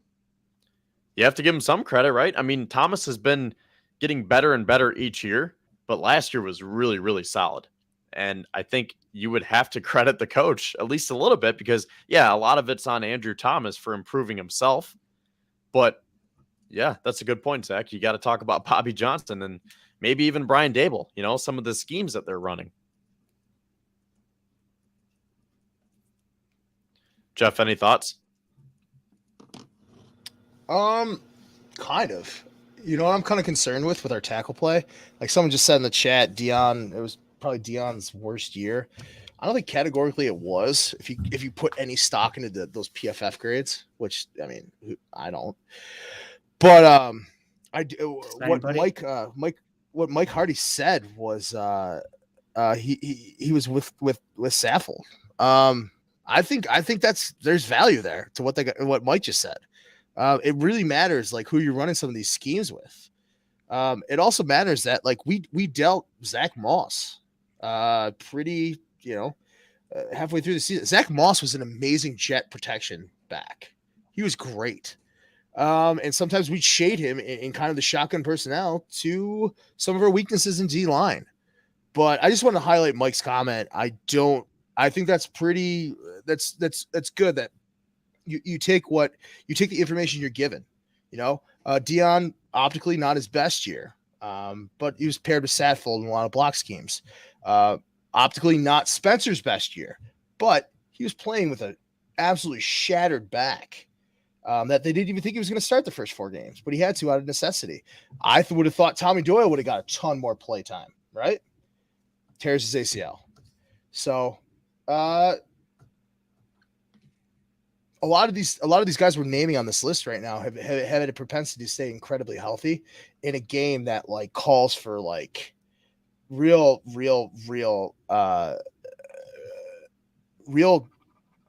time and substance of knowing every position. Like if you're not like an all-pro starter, you better damn well know how to play left guard, center, right guard, and right tackle. You better be plug and play if you want to see the field, right? And I think that's really going to carry us far with the Bills, because we don't have perennial everything at these tackles. I know Doyle knows how to play guard. I know Alec Anderson knows how to play guard, tackle, whatever. I know Ryan Vandenmark knows how to play that. I know Ike Butker can be plug and play everywhere. Are we talking about that? How versatile a lot of these players are that we're keeping on. And it's maybe some hard cuts we're going to have to make just because, they can play a lot of positions. Tommy Doyle caught a touchdown pass in a playoff game. Now, someone in the chat asked about Dion's PFF grades, or at least how many sacks he gave up last year. So in 953 offensive snaps played, Dion gave up 3 sacks and had 12 penalties called on him. So he really didn't give up a lot of sacks, but he had a lot of yellow flags thrown his way.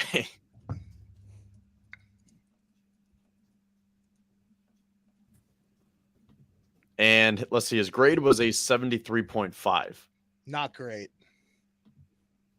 Not super amazing. In 21, he had a grade of 77.5, 10 penalties called on him, 4 sacks allowed. 2020, 78.1. He allowed 6 sacks and had 4 penalties. I mean, I could keep going on. I mean, the one thing that turns me into an absolute lunatic is I got in my head last year that I think maybe the couple first games that Dion jumped off sides. That drives me crazy as a football fan. Not having the concentration of remembering the snap count drives me crazy. Because to what degree of execution can you hold up your block scheme or your adjustments if you can't even like render the first bit of information, the most critical bit of information? When's the ball being snapped? You think that's a case of him not being able to hear because maybe they were playing a lot of louder environments where he can't hear the counts as much? Or do you think he's just not focused? Or, I mean, you have more experience playing on the lines than I do. You're on the defensive line, right? Yeah, I play a little bit, but I was playing against the University of Delaware. I think Flacco was the quarterback then. That's 30,000. This is like 60 and 70. Like, that's like, but it doesn't matter. That's inherently like snap count is like the bare bones that you can always control your discipline on that front. You can't control if someone gap stunts in front of you or is playing a game in front of you or a breakdown, a breakdown and Josh, can't find a coverage sack. That is all, reactionary, but like you can always control not jumping off sides. And I don't lend its hand to anything else because that's built into the game. Well, looking through his PFF grades, I mean, he's been penalized a lot every single year. Like 2018, he had 14 penalties called on him. 2017, his rookie year, well, he only had 4 penalties called on him, and he had an 83.0 grade, only allowed 3 sacks. So, I mean, actually, his rookie year was one of his best years. 2019, 11 penalties called on him, and I think I already read the grades for 2020. He only had 4 that year. But, yeah, Dion's been penalized a lot. Yeah, you should have probably already schnelled the snap count. All right, so to round out the show here, like I said, I wrote the article about the tackles. I'm going to be coming out with the one about the interior offensive linemen. That one is not set in stone yet. I am still working on the rankings, but I figured we could kind of talk it through over the last 20 minutes or so here. So switching over to the interior now, what do you guys think about the top 10 guards and the top 10 centers? Like, who are some names that really jump out? Because I do have a rough draft. Quentin Morris. Quentin Morris at any position on the interior D line. Or O line, rather. Quentin Morris? Or Quinn Miners? Quentin Nelson? Jesus. Oh, I was going to say, are you messing with us or what? No, she's Quentin Nelson. That guy is that guy's nuts. He's technically sound. He's nuts. I love it. He's really good. Has anybody listened to any of his interviews? It's like Bussin' with the Boys or a Pardon My Take? No, I haven't. There's something categorically awesomely unhinged about that guy. He's also from New Jersey. Probably the reason why he's so unhinged. Yeah, I mean, I played football in New Jersey. I played with Hogan, and that guy wasn't right either. So, but I don't know. If McGovern gets a real shot to play in this hopefully high caliber offense, where do you think he ranks in the league? Well, the last time I checked, now this was back in March, maybe April before the draft, but McGovern was the 18th highest paid guard after the Bills gave him that contract. So he's getting top 20 money. I don't know. I mean, do you think it matches up? Is Connor McGovern a top 20 guard? You'd expect at least top 15 to 18 play from a guard you're paying all that money to. I mean, we gave Feliciano real money, and he was shipped out the next year. It's true. Well, there's 64 starting guards. It was shipped out with prejudice. Yeah. Yep. You also have to wonder where they go at guard this year because you still have Bates, Torrance, and like we're talking about, Connor McGovern. Tommy Doyle can come back, play guard. Tommy Doyle. I mean, do they keep Bates to have that center versatility in case of an emergency? Plus you have a little bit of nastiness out of Alec Anderson. I know we haven't seen much out of him, but check his college tape. He has one of the most scary slip screen blocks against a blocker from USC where he takes his soul. I would love to see that paired and to continue with the theme of the tenacity of which we see out of Spencer Brown and stuff like that. I'd like to see something out of Alec Anderson this year. And we would have last year. He was activated for the Bengals game, obviously cut short. But that was the first game he was activated. So clearly he's on the precipice of showing us what he got.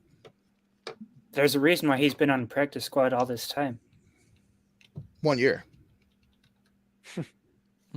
Yeah. Hey, you never know. Like in Miami last year, you might need some of these guys. Yep.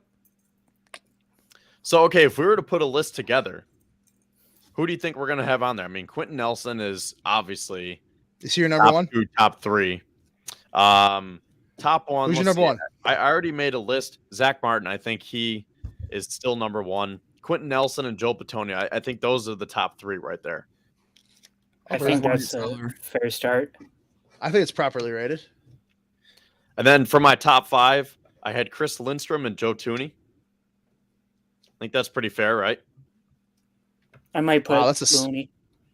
Kev, you reading this? Connor McGovern is in bust watch right away. I hope he plays well. Ooh. Wow, that's a little bit of a dichotomy all in the same sentence. I think he's probably a bust, but I hope everything's good on the home front. Well, if he is a bust, you have enough guards that can take over for him, but you're going to have $24 million sitting on the bench. So much money, bro. So, he was, our first signing too, or at least one of our first of free agency? Yeah. I think he was the first. Yeah. Jeff, sorry, go ahead, Zach. Yeah, I think the expectation is he start. My question is, who starts at the opposite guard spot? Oh, I mean, there's two non-questions. It's McGovern and Cyrus Torrance. That's what I was going to say, too. I would hope that Osiris Torrance starts right away. Barring some, mental breakdown of grasping a very simplistic blocking scheme.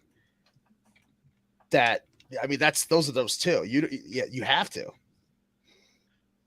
Jeff, did you agree with the contract that they gave out to McGovern? Were you a fan of that? I don't know. That was tons of money. Kevin Masseri from Cover One broke it down really, really well, and I was like, "Dear God, that is an ungodly amount of money." To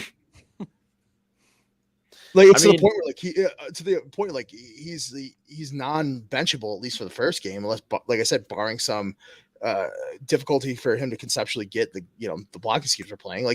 You have to start him if you're going to pay him that amount of money. Exactly. So Ryan Bates is the odd man out, but if the Bills say, well, Torrance, you got to wait your turn. We want the continuity on the offensive line because those guys played together in college, and they're looking good. Torrance is a week one starter, barring something. Well, but you have to keep Ryan Bates too, because he can play center, he can play guard. If you have debates for last year, Morris. With all the shortcomings of our interior offensive line last year, how often did Bates crack the starting lineup?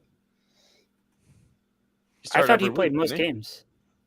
Yeah, most if not all games. He started every week. Yeah. Did he really?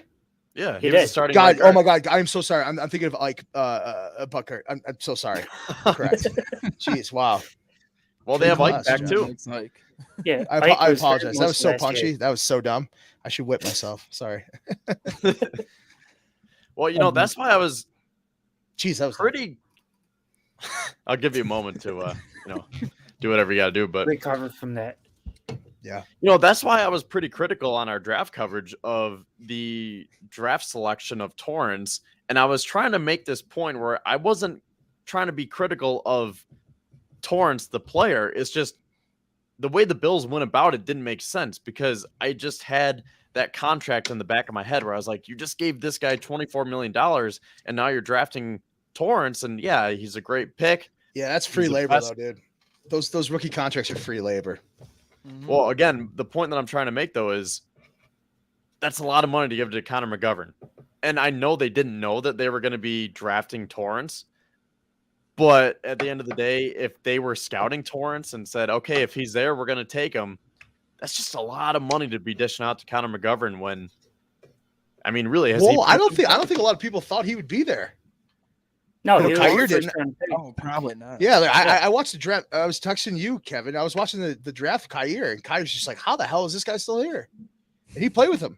That's what I'm saying. It's a great pick, but now you look at the way that they built that part of their offensive line. It's just like, ugh.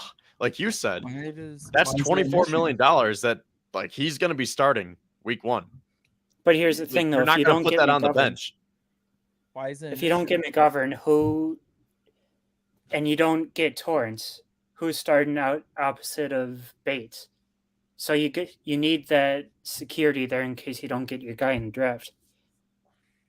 Well, true, but I'm just saying that's a lot of money to give to McGovern. Like, do we think he's worth $8 a year?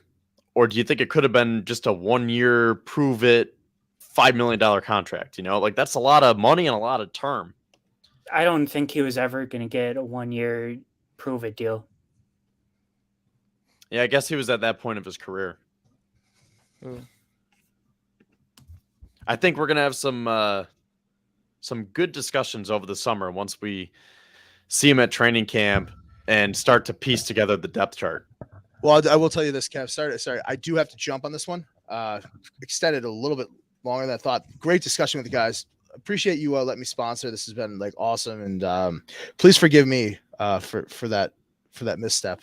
What a donkey I am. So I'll keep it moving with you guys. Thank you guys so much for having me. And thank you everybody from the comment section. Some really brilliant comments, and I was following along. Some pretty informed fans. So that's what I like to see. Well, thanks for coming on, and thanks again for sponsoring. Hey, no problem, Doc. All right, we'll be talking to you. So, all right, I mean, we'll just finish out the show here, and you guys can help me piece together the interior offensive line rankings, and we want to hear from you guys in the chat as well. So we have the top 5. Now, moving along further than that, what are we thinking? Because here are the guys that I have in no particular order, because I still want to look at the stats and the PFF grades and that kind of stuff before I actually place the numbers on these guys. But I'm thinking Michael Onwenu with New England. I think I'm saying that right. Onwenu. Wyatt Teller, Elton Jenkins, Shaq Mason, and Brandon Scherf. Now, there are some other guys that you could probably put in there. But how do you feel about that list? Am I missing anyone? Does anyone stand out to you guys? I was gonna say Wyatt Teller, definitely. I do like Bryce. that you mentioned Elton Jenkins, because I do think he's been very underrated by fans and media over the past 2 or 3 years now. You say underrated? Yeah, very underrated. Well, let's pull up the stats on this guy because, like you said, he's underrated. And who was playing in front of him before? Because wasn't he on the bench for a couple of years? He was, yeah, but I don't remember who was in front of him. He is 27 years old. He played 960 snaps last year. He allowed 3 sacks, had 4 penalties called on him, and had a 72.3 PFF grade.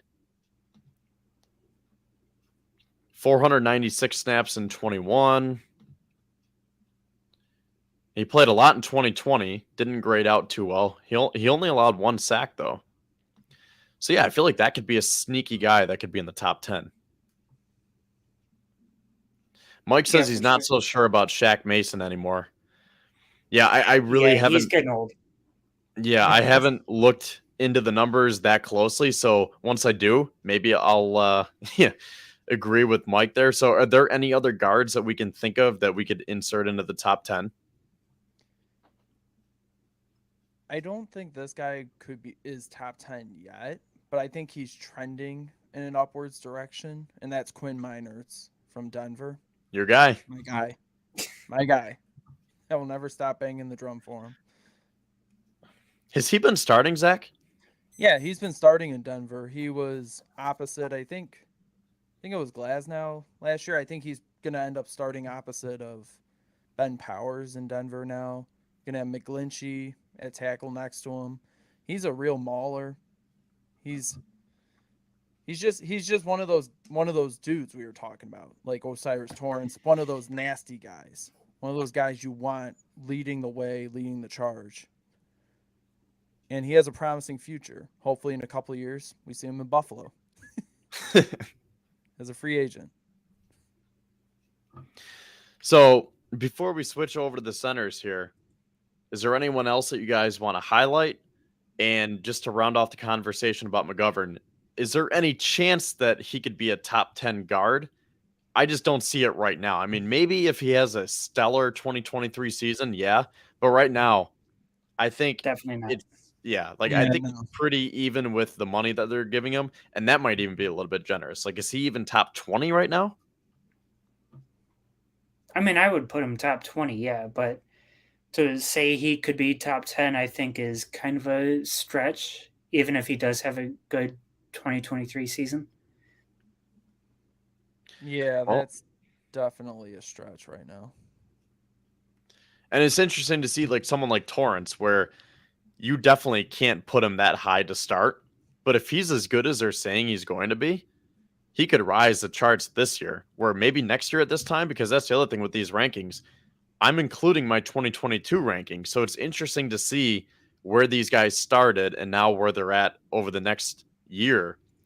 And I wonder where Torrance is going to hopefully rise to over the course of the next calendar year. I do think he has that potential. I think if he has a really good rookie year, you may be writing about him next year at this time. You're right. I may be. So to close out the show here, the top 10 centers. Who are some names that stick out? Because I feel like the top 5 is pretty set in stone. Where once you look into it, you're like, yeah, I think that's pretty good right there.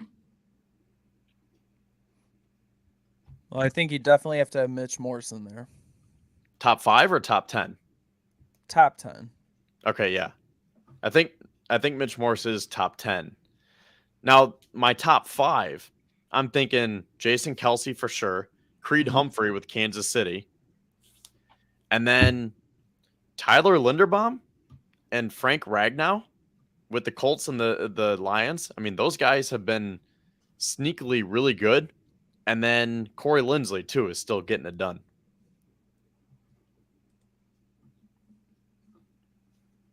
Yeah, I think that's a pretty fair top 5.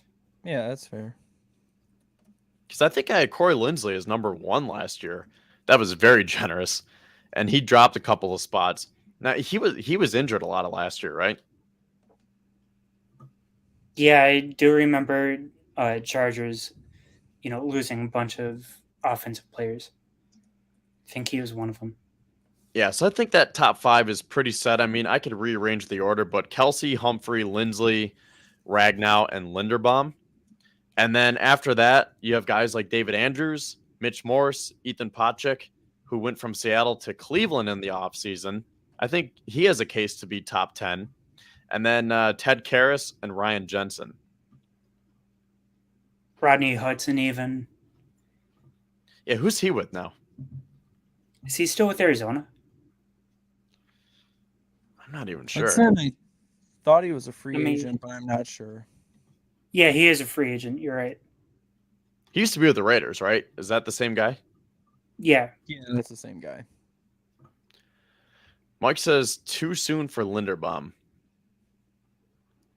Let me look into his stats. Now, he was drafted last year, right? Because didn't he get selected right after the Bills took Elam? Yeah, I believe so, because the Ravens He traded with took Baltimore, him. right? Yeah, the Ravens took him with the pick that the Bills traded to trade up to get Elam. Now, yeah, maybe it's a little bit too soon to say that he's top 5. Again, the numbers can be rearranged. He allowed 3 sacks in almost 1,100 snaps last year. He had 6 penalties called on him, and he had a 74.7. Now, I don't have any of the advanced stats on hand, which stinks because you got to pay for the PFF subscription. But I don't know. I mean, do we think someone like a Mitch Morse could slide into the top 5? And if you say it's too early for Linderbaum, is Mitch Morse top 5? David Andrews with New England? Any of those guys? Forgot about David Andrews. I think you might have to put Jensen above both the guys you listed, Kevin. Yeah, there is Ryan Jensen. Now, he was hurt last year, But if he comes back healthy, I mean, do we think Ryan Jensen's top 5? Maybe you switch him and Linderbaum, and then obviously you could rearrange Linderbaum a little bit, put him maybe 6, 7, 8 in that range. Yeah, you could. Yeah, I would agree. I mean, Jensen is probably a little bit too low. Recency bias with the injury. I think I had him top 2 or 3 last year. I was really high on him, and then he just had that down year, and then he got hurt on top of it. But okay, that's that's why we're doing this now. We're trying to hash it out so that we can come up with the list. Did I miss out on any other guys? Because I feel like the center position doesn't really have a bunch of big names, Yeah, it's not super deep. And maybe it was a few years ago, but I just feel like the way the game has evolved where you don't really hear those big names anymore at the center position. There's Ryan Kelly from the Colts even. Yeah, he could be top 10 considered. Zach, you have any other names that are popping up? None that I can think of. Was Ben Powers, is he a guard? He's a guard. Okay. Yeah. So Yeah. Denver signed him as a guard. I couldn't remember if he was a guard or a center. Yeah, he was a guard. So, yeah, I mean, do you guys think that Mitch Morse is a top 5 center, or do you think he's more in that 6 to 10 range? I think you could make a case for number 5, but more likely than not 6 to 8, 6 to 9, around there. That's what I'm thinking. And, I know some people, Jeff was saying that he doesn't, and I know you too, Zach, you guys don't really look into the PFF grades too much. I do for linemen, specifically offensive linemen, because what other stats do you have to go off of, And Mitch Morse never grades out very well with PFF. Bryce, do you have any thoughts? No, I think we've pretty much covered it here. I mean, I think you might have to put Ryan Kelly in that top 10. I think he's been very solid for the Colts. Even when they've had those bad years like last year and the year before, he's been very solid offensive lineman next to Quentin Nelson. Yeah, I'm looking at a list here. I mean, again, there's just not a lot of top names here. Josh Myers, Green Bay, Garrett Bradbury, Minnesota, Andre James, Vegas, Evan Brown, Seattle, Bradley Bozeman with Carolina. Like you said, Ryan Kelly, Eric McCoy with the Saints, Brian Allen with the Rams, Cody Whitehair with Chicago, Connor Williams with Miami. PFF actually has Connor Williams as the 8th best center. I'm not too sure about that. What about what's his name? Chase Ruler. Is he on here? Joe Tippmann, they already have him at I guess kind of have to have him if he's going to be starting. They have Tippmann at 31, Juice Scruggs at 32. Who are we asking about? Chase Ruler from Washington, I think. I am not seeing him on here. I think he's a free agent, though, right? Oh, okay. Is he? I thought. Could be wrong, but I don't even see Washington make an appearance on this list. Maybe I just glossed over him. Oh, they have Nick Gates with Washington at 27. I don't even know that guy. Oh, yeah. Ruler was released May 5th of this year. That's why I remember hearing his name recently. All right, well, we are just about 2 hours into the show, and I know I made it just sound like we have more, but we do not. That was actually me trying to close the show. But yeah, we had a lot of great discussions tonight, talking about Jeff's speech bocce tournament last week, then the whole Diggs situation, and then getting into these rankings. So do you guys have anything else to say from tonight's show? Maybe something that we talked about, something that we didn't talk about?